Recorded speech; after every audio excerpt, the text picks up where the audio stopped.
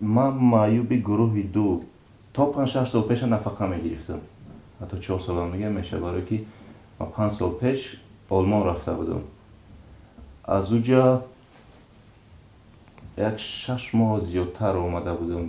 بعد برای گرفتن نفقه که مهلت خلاص شده بود 18 تا 18 سالگی گفتن که هر ساله باید بگذارم. من از 18 بالا شده بودم، در آلمان بودم. بعد وقتی که اومدم 21 ساله آموزی، 22 آزی. خب اومدم گفتم که همین نفقه درست کنم برای همیشه. وقتی که من از دکتر میرم میگم من تدایی دادن نمیتونم، یک دکتر میگه نزدی همون رو همون آدم میتونه همین کاغذش موده. وقتی که من میرم نزدی همون میگه که نه نزدیگرش رو، نزدیگرش میرم با میگه این طرف رو. همین رو من نفهم سببش برای چی میدونن یک نفر معیوب. این کاغذی که گرفتم رنگین میگن برای تو مورا گذروندن. رفتم نظیر امانوف، او کاغذ از آلمان آوردگی را ترجمه کردم. او را ما تقریبا اگر از حاضی حساب کنیم یک نیم سال زیادتر میشه گرفته بودم. تشخیصی که نایستگی دوجه با آلمانی ما ترجمه کرده بودم نزیو که مثال 2 سال بعد گفتگی در اونجا که با تشخیص اصلا بگذارونیم. مثال در چی حالت استون مورای ما چند درجه کات شدگی بعد شد یا خوب شویشه همش نایستگی از اونجا تا پایا همش گذراندگی. او را ما بردم قبول نکردن، گفت که از ما از خود ما قبول میشه، این شما را ما قبول نمیکنیم. رفتم با از سر 400 سوم سپرده یک گذاشتم. عموما برای معیوبی چی حجت لازمه همونجا همشه از کیسه خودم برآورده دادم. مثال همچون معیوب دولتی کمک نبود مده، گفتن که شما افیسیل میگن که در همون کاغذ معیوب نوشتن نیستی، مهلت معیوبیتون خلاص شده اگه نباشه این معیوب ما برای همیشه از بعد 1 سالگی فلج میگن، پولیومیلی نیم فلج. پچت نیست در همون کاغذ که تو معیوبی در حقیقت تاثیر کی تاثیر میکنه اون رو نمیدونم. تاثیر کردگی نیست. ما از شما باید همچون مثل آدم نفرامی سالم پول میگیریم، باید شما سپاره مبلغ قایده. من از کودکی در قید معیوبان بودم. در بعد از 1 سالگی پریف که میگم اینطوری چی بود همون رو نکردم و یک ویروس بود همون تاثیر کرد.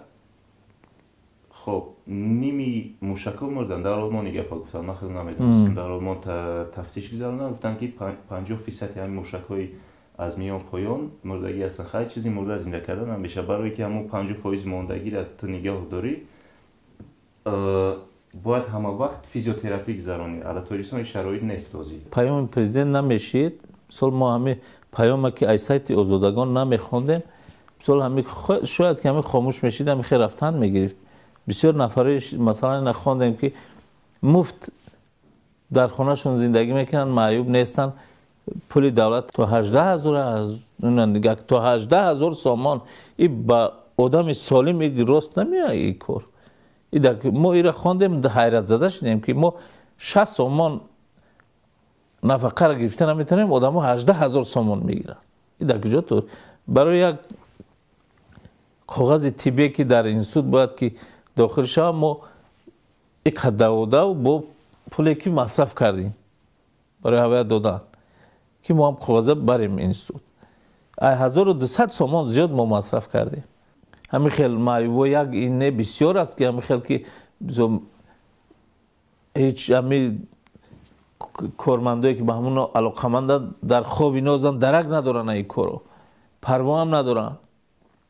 ما گفتن از خیر رحمت یک طرف به همه عبدالفتاح سعید میگیم که همه جنایتایی که مثلا دخترها تا 18,000 سامان میگرفتن مثلا آشکار کردم اینا که مثلا ما بیدار شدیم که همین خیلی کارا بود است. اگر اینو تا حاضر مردم نگاه هم نمیکردن. شاید که بعد همین چی ما طلب میکنیم که همین کاری همین معیوبا را تستر بود کنن، در یک جای معین کنن که همینو سرگردان نشون، خودشون پیش معیوبا بیان، نه اینکه اینو پیش ویو برون.